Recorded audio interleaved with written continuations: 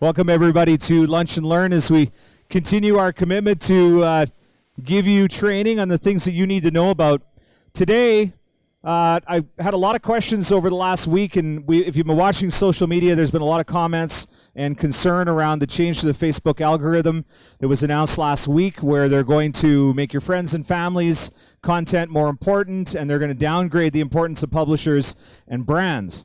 So I thought, what better way to explain what that means to you and to your customers than to bring on our resident expert. He doesn't live here, but I consider him to be our resident expert on Facebook, Mr. Dennis Yu. I had dinner with him and spent some time with him over the Christmas holidays in Phoenix, which is where he's hanging his hat now, and he's joining us online. There's Logan as well. And Dennis is going to be speaking at Vendasticon here in a little bit. But there's our Facebook experts from Blitzmetrics, and they're going to do about a 15-minute overview of what this algorithm change means, and then we'll be able to articulate that information back to our customers and to our partners' customers. So, gentlemen, thanks for joining us all the way from Scottsdale, Arizona, and the floor is yours. That's good. Hey, George. Yeah, awesome. Wish we could be eating some chicken wings or whatever with you guys, but I have it on good word that you and Brendan might be inviting us to see you guys in Saskatoon, maybe before or right after the Vendasticon, so that'll be cool. Yeah, so last week, or a few days ago, Facebook made an announcement. Can you guys hear us okay? Like, raise your hand if you can hear us. Yeah? Okay, cool. They made an announcement saying that they're updating the newsfeed. Adam Asseri, who's the VP of the newsfeed. Can you imagine that? There's a VP of that. They got VPs of like Messenger and VPs of all these other products. That pages and public content will increasingly get less reach, which is a continuation of the decline that you've seen. And therefore, those people that are going live, that are running ads, whatever, there's other things basically that you have to do to be able to get more reach. And so the summary of this is that there's nothing here for us to be worried about, right? So the reason why pages and people in general are getting less reach is because there's more competition in the newsfeed. I ran analytics at Yahoo way back in the day, almost 20 years ago. And it's the same thing that we saw when initially in the universe where there were only 100 websites, it was very easy to rank on anything that you wanted because there were only so many web pages competing. Now that there are something like 50 trillion or 100 trillion websites that are competing for search results, it's way more difficult. The same is true in social. There are now so many people producing so much content.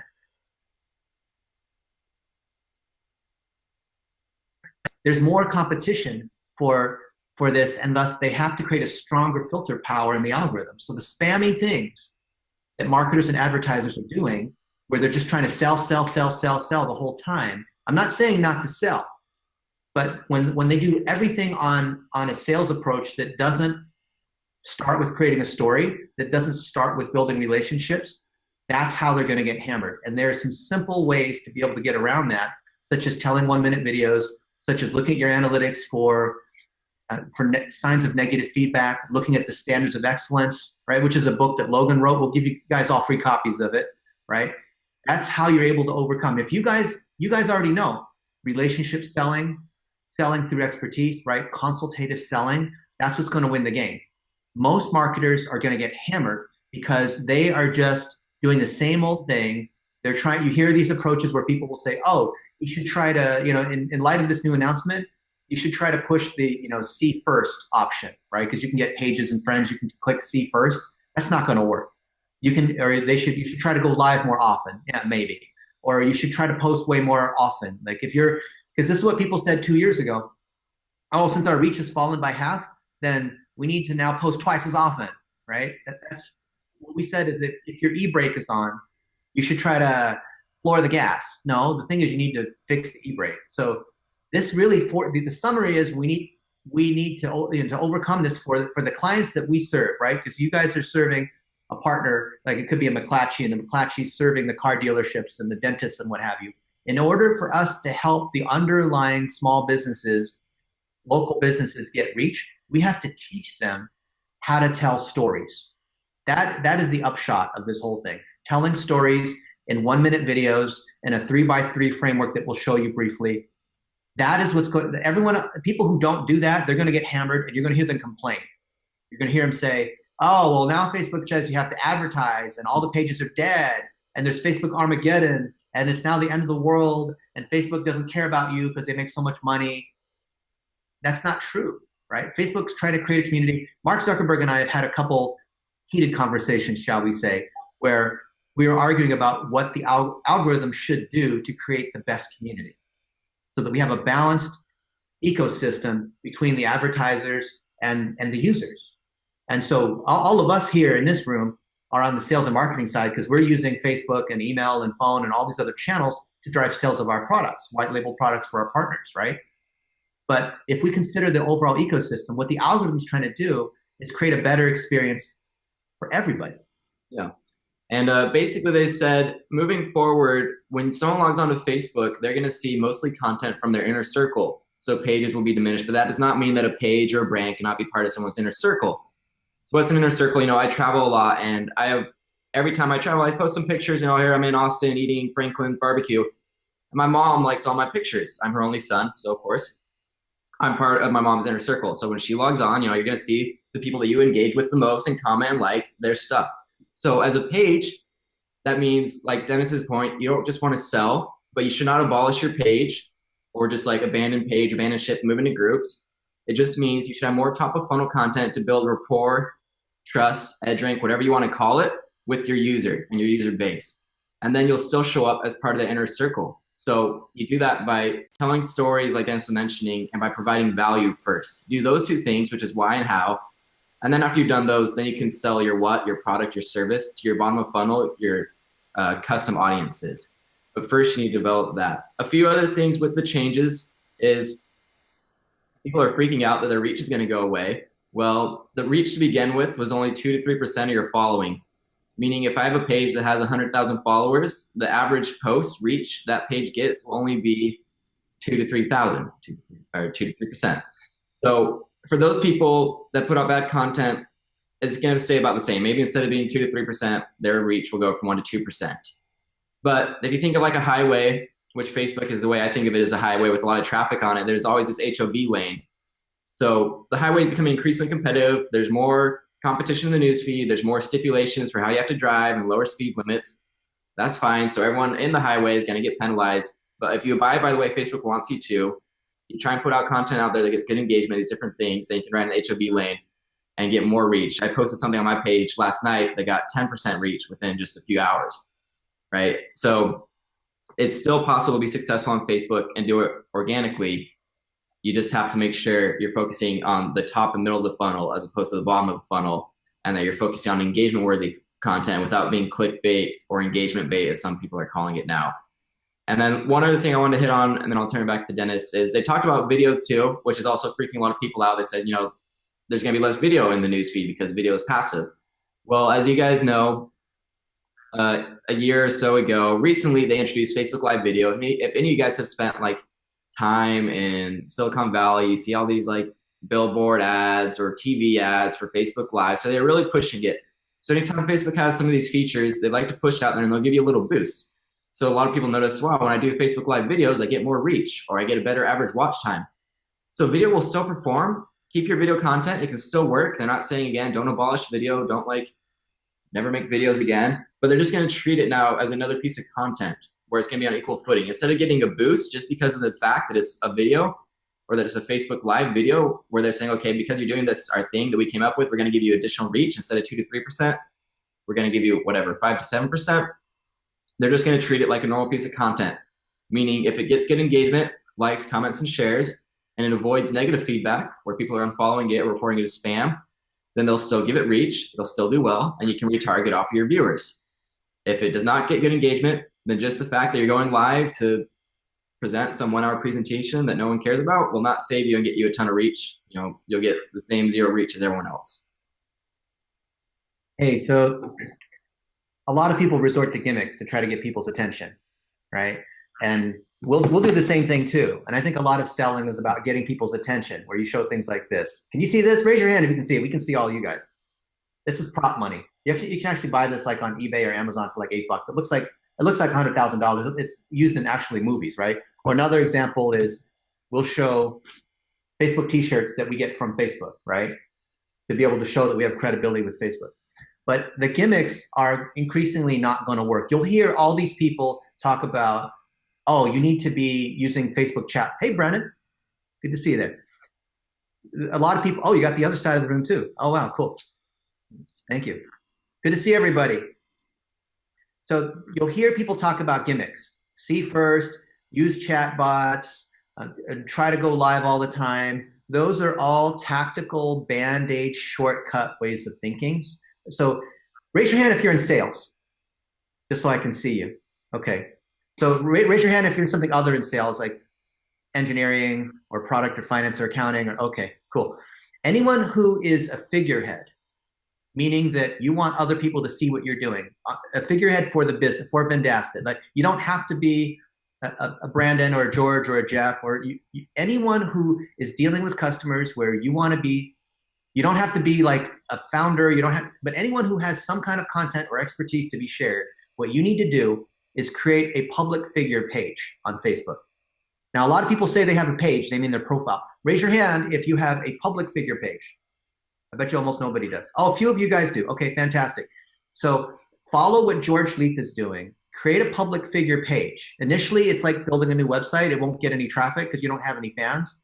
But with these changes that Facebook has, if you want to drive more sales, if you want to get more reach, if you want to build relationships with customers, create your public figure page and create a 1-minute video around who you are, right? Hi, I'm George. I come to Scottsdale all the time. You know, I like to eat steak or, you know, whatever it might be. I had a hip operation. I can run faster than ever because I'm now Iron Man. You know, whatever it is, you have a 1-minute video. Just saying something about you, not selling anything. Something to help people understand who you are as a person, that you have a family, you have a black lab that you love that plays tennis balls with you or whatever. Like you tell a story, right? 1 minute. It's not that hard to do. It's not a fancy production thing. Maybe we'll come and see you guys before VendastaCon and we can make 1-minute videos together, right? One 1-minute video about who you are.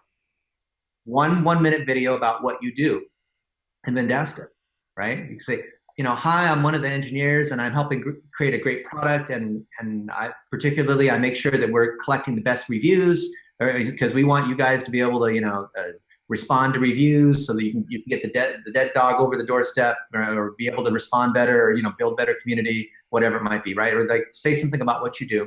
And then one 1-minute video around the expertise that you have, right? Just on how you do something or something that you think people would find interesting. So you create those 3 1-minute videos and that if you create you and answering the why, start with why, how, and the what. If you create those 3 1-minute videos, you put them on your public figure page, you then boost them for $1 a day. I wonder if Brendan will agree to, you know, right here to pay the $21 for anybody who creates a public figure page and creates those 3 videos, right? I'll even put our own money against that. For anyone that creates their 1-minute public figure page and creates this, we'll even put Blitz Metrics money against it because we want you to see how effective this is. Facebook's not even paying us to do this, right? Because if you do this, you create something that's called the greatest hits. When you have a video that's performing, because among all you guys that are producing videos, maybe 1 out of 10 videos will be something that will resonate well, where your average watch time is 15 seconds plus, right? When that's the case, we can use advertising to put money against it so that it will continue to be seen by, you can say all the people that work at McClatchy, right? All the people that work at a particular newspaper, all the veterinarians, all that kind of targeting you can do. And that's what we see if you want to succeed in this new, you know, Facebook Armageddon where you want to be able to get the reach and all this. If you do this with your public figure page and you guys with it, because we're all in the same industry, if you guys like one another's pages and create engagement and give each other feedback on how to make better videos, or you set up a room where you have a place where you can create your little 1-minute videos, then you can demonstrate to clients how to do this, right? We're in our video room right now for you guys. It's actually the basement of Logan's 3-story house, believe it or not, right? This is a permanent setup, so we don't have to set it up every time. But the future is 1-minute videos, $1 a day, sequencing based on custom audiences, and that's what we have to teach. All of us have to demonstrate by example to teach that this is where Facebook's going. So that's the overall strategy. The tactics are, how do you execute against a funnel, right? How do you do all the things that you guys know how to build relationships? How do we do that in a Facebook world? So that's basically the update on the algorithm, our thoughts on it. If we have a few minutes, we'd love to take some questions, hear from you guys. Yeah, does anyone have any questions? So, what do you think would be the effect of on a typical advertiser that might spend, $1,000 a month? What kind of effect would they expect to see on their advertising? I would say very small and none. The biggest effect will be a more organic. Paid, of course, advertising acts as an amplifier of your organic, but if they're spending $1,000 a month, maybe if they're relying really heavily on Facebook Live video, which most people don't boost, they might see an effect. But really, it's hard to say, but they should focus on engagement with their content, trying to get comments, shares, likes, but that's always been the case.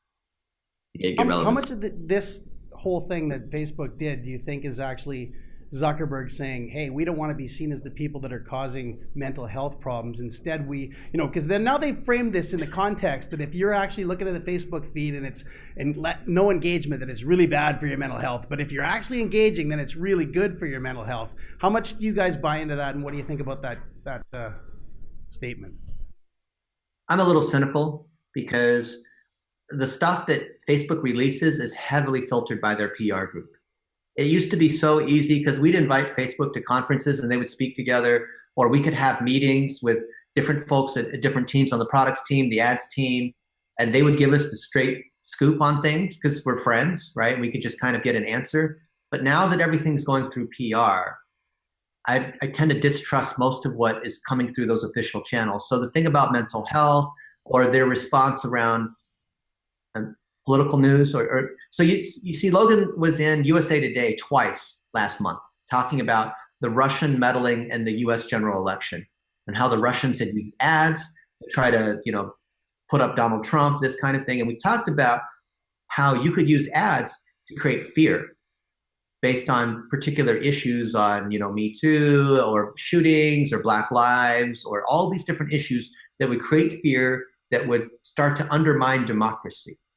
And the fact that it's easy, and it has been easy for the last year to be able to trick the system to where just even this morning, you probably get the same thing too. I got a note from a friend of mine saying, share this. There's this one thing. It's like the Bill Gates is going to give you $100 if you share it with 10 friends. Like it was something along those lines. Oh, there's some hacker who's trying to, impersonate your messenger newsfeed. So you need to share this with everyone.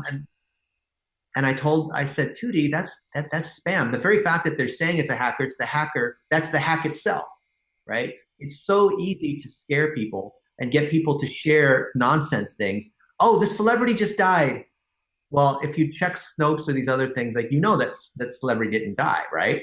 You guys know what I'm talking about, right? So the fact that that stuff's been able to get out there and be easily spread means that Facebook's algorithm has to get smarter. Facebook has to find ways to let you know, hey, this isn't actually legit. You shouldn't try to share it. So the media has been holding, or the general public and government has been holding Facebook accountable as a news and media organization. And Facebook's pulling back by saying, we're not the media. You can't bound us to the same rules on fair journalism. We're just a platform. We're like WordPress where people can just make websites. And most people are saying, no, not so fast, because you guys actually are a news organization. So that's why there are PR people that are saying these kinds of things. That's why Mark said for his New Year's resolution, he wants to clean up Facebook because now he's feeling accountable, saying we can't just brush this thing under the rug. Because they control the algorithm, no one can really hold them accountable on, ranking. Like people could hold Google accountable on SEO, like monopoly kinds of stuff, because they could actually do a search and see what shows up. But because everyone's newsfeed's different, it's really hard to hold Facebook accountable, right? So is this going to have any sort of cascading effect into something like Instagram? For example, I have seen substantially more ads in my Instagram feed over the past week, and I'm wondering if this is tied in any way to the change in algorithm for the Facebook newsfeed. Maybe you clicked on something you're getting remarketed to. The majority of the ads on Instagram are actually remarketing from Facebook. Instagram is a placement inside Facebook. So a lot of the changes most of the changes haven't rolled out. This is a progressive change where pages that are doing things that are creating clickbait or engagement bait, like, oh, this mom is 60 years old and you won't believe what she did next. She won some singing contest or whatever it might be. You guys know the Upworthy, BuzzFeed, those kinds of clickbait. Click like if you agree, comment if you disagree. Oh, look at this puppy, and here's 10 pictures of puppies.